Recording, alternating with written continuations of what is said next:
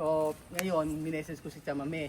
Urgent na message ko kay Chamame. Sabi ko, Chamame, magandang araw po sa inyo lahat mga amigo. Nandito po tayo at for today's video, ayan po, tayo po ay nandito sa ating garden na tumitigit natin tapusin ang dapat tapusin. So, andyan po si Foreman, si Kuya Belgian, at talaga naman po grabe talagang araw na ito na kung saan kailangan lagyan nating Kaya Kuya Belgian, kailangan tumulong ka na para matapos ito. Tapos ako ay kailangan mapagkasya tong lupa na ito. So ito po ay garden soil. At kailangan po natin mailagay ito kasi po lalagyan na po ito ng bermuda. So etong garden natin, pero kailangan bawasan pa. Ang kailangan ko Edwin kailangan pantay daw.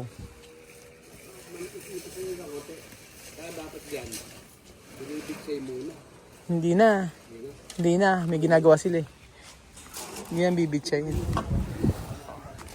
Oo. Ayan po, so magtutulong-tulong kami lahat dito para po makatapos. Asan yung pala? Kukuha ko ng pala. May pala si Wawi. So for the meantime, ayan, dapat pala kalaykay. Oo. So kailangan po matapos ito mga amigo kasi bukas po ay ikakalat po yung meron tayong bisita bukas. Ano si Mayor bukas. Ayan nyo po. Medyo nakakapagod siya ginagawa natin na yan. Oo nga, medyo makapal Dapat nipisan lang. Dapat nga maikalat lang oo nga. Huwag naman masyadong manipis. Kasing nipis ng paste. Paste din. Andyan po ang so meron pa kaming mga nabiling halaman mamaya papakita ko sa inyo mga amigo. So eto. Ganda ng kailangan kasi ang garden soil po mga amigo ikakalat. So umorder kami ng dalawang garden soil para po dito sa ating kakalikayin yan, ganun. Yan ang sabi sa akin. Oo. Medyo mahirap lang ang ayan.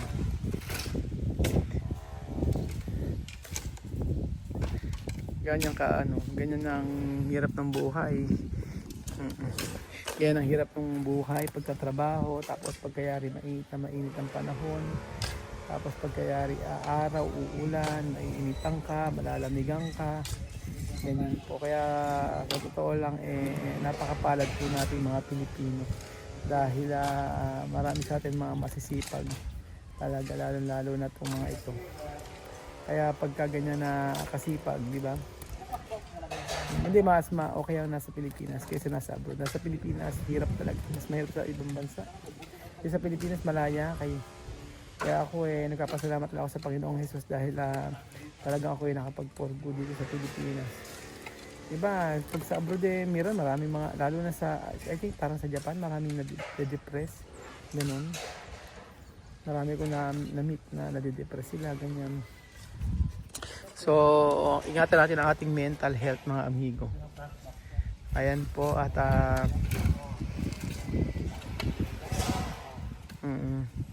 mamaya po ay ipapakita ko po sa inyo ang kakatapusan nito. Dapat dapat yan, sabi sa akin na maglalagay ng bermuda dapat pantay-pantay. Pantay-pantay daw dapat lahat Kuya Belgian. Ganyan. Oo. Hindi siya po pwedeng Hindi siya pwedeng ganunin. Hayaan mo lang kasi uulan naman Pagka umulan naman siya ang kagandahan sa garden soil. Ang ganda sa garden soil kapag ganyan ganda nga ng pagkakaano ngayon ng garden soil Pumunta yun dito dati ginagawa yung bahay niya. Ang ganda ng iba ang pag merong garden soil mga amigo. Mag-iba pagka garden soil talaga. Tapos lalagyan ng Bermuda. Kasi ang ganda talaga imagine niyo meron yung Bermuda or Progress, di ba? Ang gandang may garden dito. So, napakarami. Ang dami natin na itambak diyan ano. Grabe. Grabe yung naitambak natin diyan. Nang una nga nagtatambak kami Sabi ko 5, okay, 5. Sunod hindi 5 uli. Imagine niyo naman mga amigo, tingnan naman yung tambak dito. Ayan yung flooring ha. Tapos tingnan naman po yung dito sa may kabila. Ayan. Isipin niyo yung dito. Tingnan niyo po di ba? Ganyan napakarami na naming naitambak. Ganyan. So eto mamaya papatanggal ko to at ililipat po namin ng lugar. Yes po. So maganda talaga siya na may ganyan. Actually, pwede namang siyang hindi lagyan ng Bermuda, lalagyan lang ng bato na gaya ng ganyan. Kaya lang naiisip ko talaga na mas maganda na Bermuda para at least kahit paano si Chuchen, yung mga bata dyan magtatakbuhan dito, di ba? Maglalaro ng badminton, maglalaro ng kung ano-ano. Di ba? Pwede yan. So, okay na okay yan para sa akin.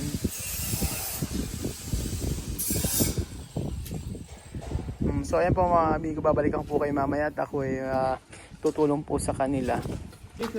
So, dahil Sabado, ganyan sila kasipag. Kailangan ng makina rito.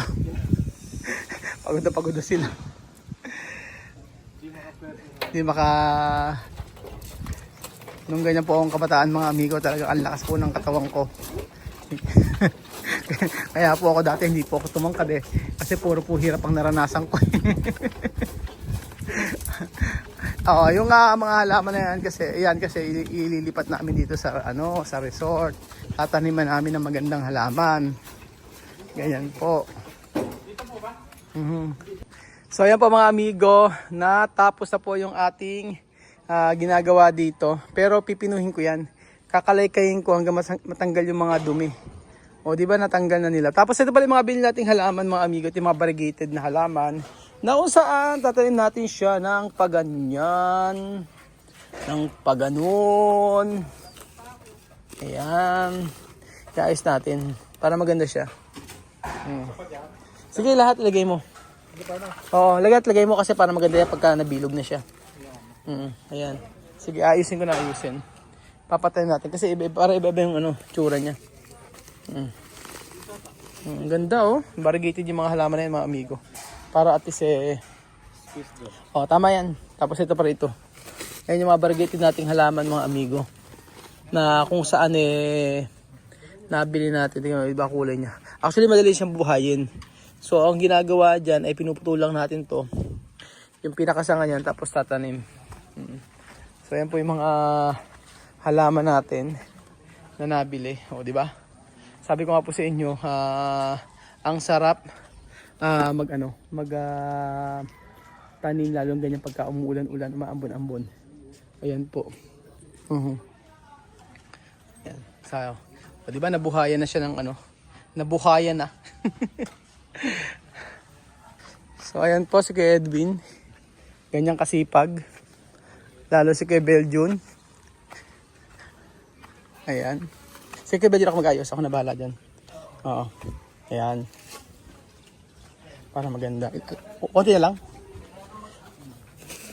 So ayan. Maganda kasi yan pagka yan lumaki tas na bilog. Ayan. Diba? So ito na po yung namumulaklak nating halaman. Ito lang.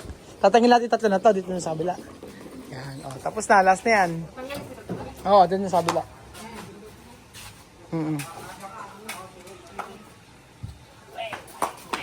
Yan sa kabila. Yun. Tapos aalisin to. Aalisin to para pantay-pantay kabila. Lagyan mo naman pati. Sa kabila. Ayan. So ito na yung pinakamataas. Yan Yan. Doon. Sa dulo. Ayan. So dito yan. So, ayan po mga amigo.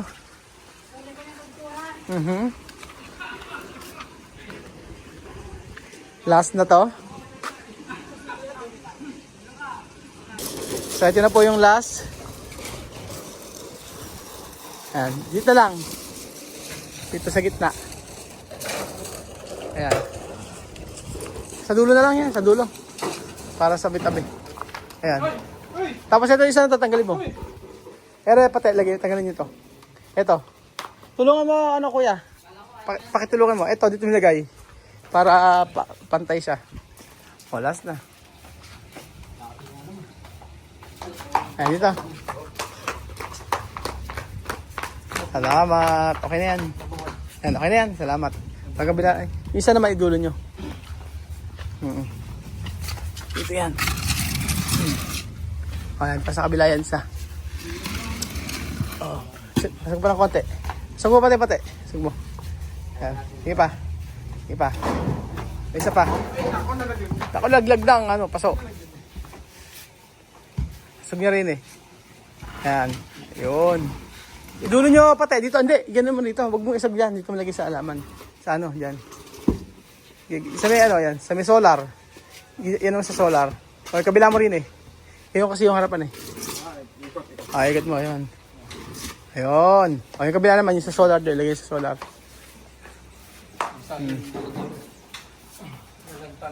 Ay, okay lang yan. Bukas okay na uli siya. Maraming salamat. Ano naman kayo soft drinks doon? Thank you.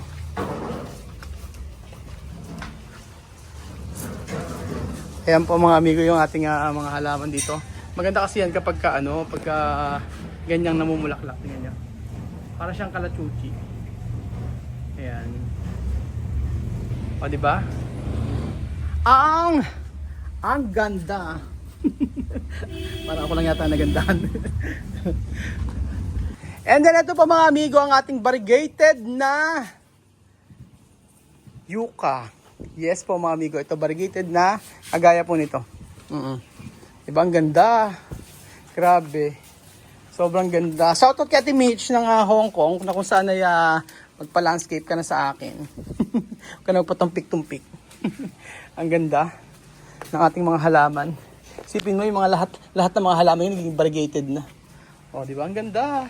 Wow. Ganyan po siya. The best na halaman. So, ililipat din naman natin yan. For the meantime, ayan muna siya. So, ito gusto ko to. Minsan kasi pagka hindi mo nauunawaan about sa halaman, talaga hindi mo ma-appreciate yung hindi ka bibili kapag hindi ko nauunawaan about sa halaman. Oo, kasi yung presyo po kasi hindi talaga biro. Para kang bumili ka ng mamahaling gamit. Ayan, like ito. Ayan yung mga dates natin.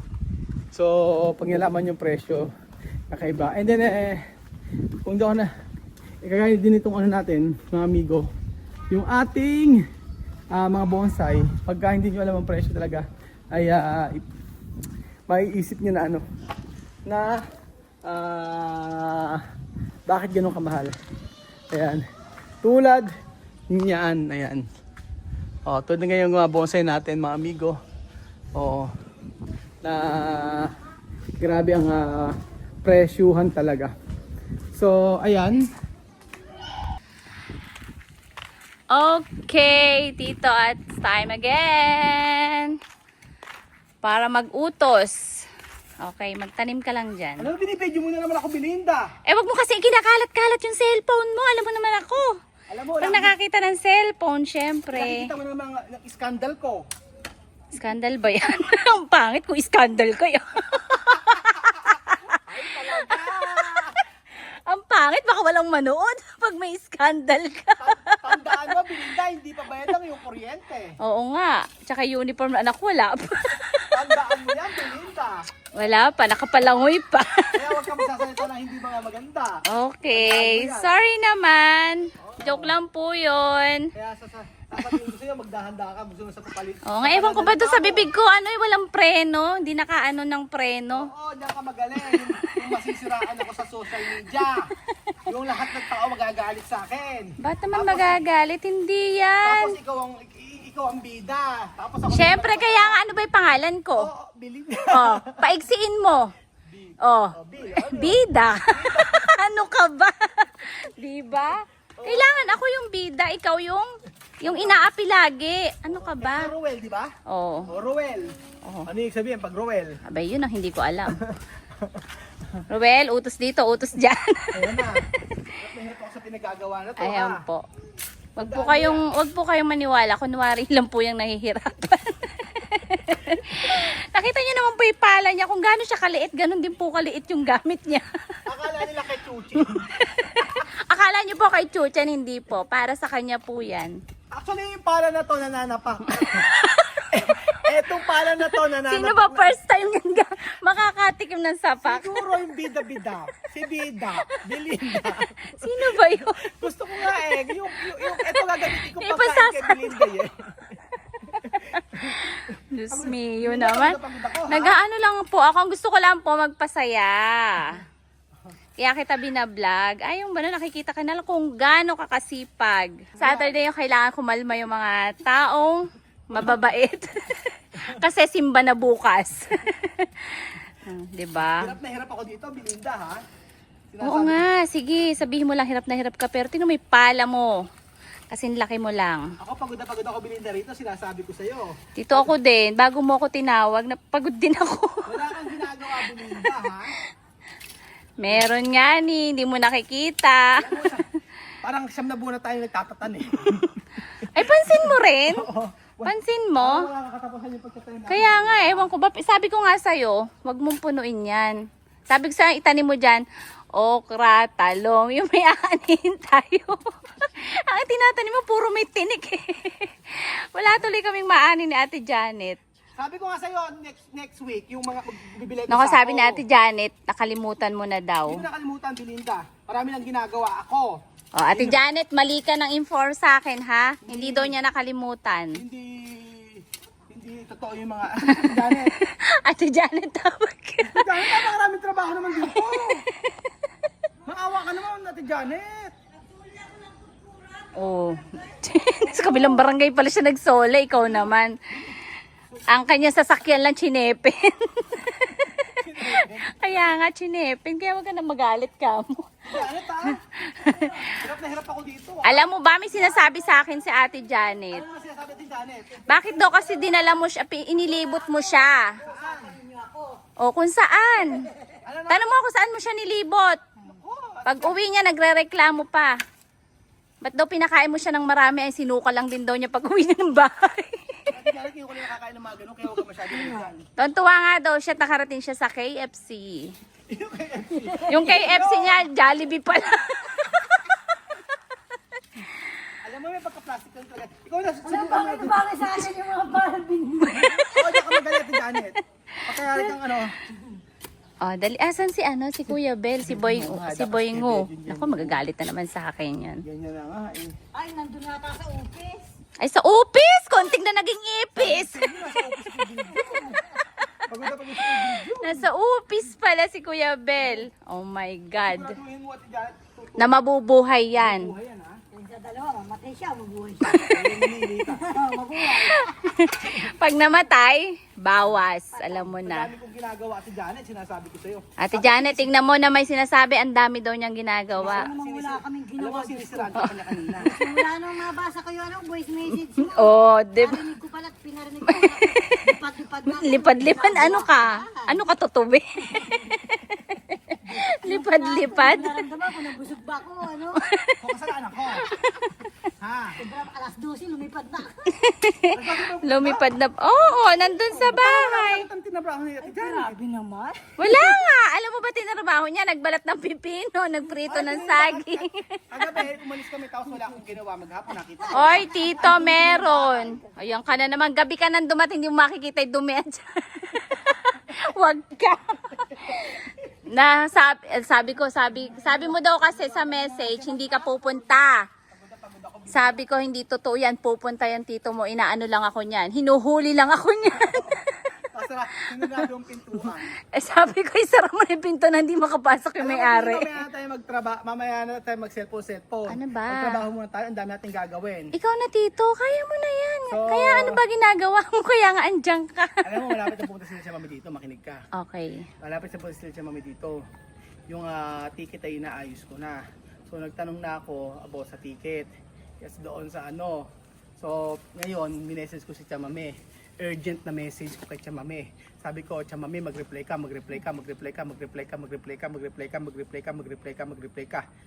Ito, Ilang walo. Sabi ko, Yamarmi. Sabi ko, hindi pala, tumawag ka, Yamarmi. Kasi po mga amigo, yung ticket, kailangan na Kasi pong kailangan bilhin. ng ano. Oo, kailangan ng bilhin. Hindi pa siya tumatawag. Kailangan ng bilhin yung ticket.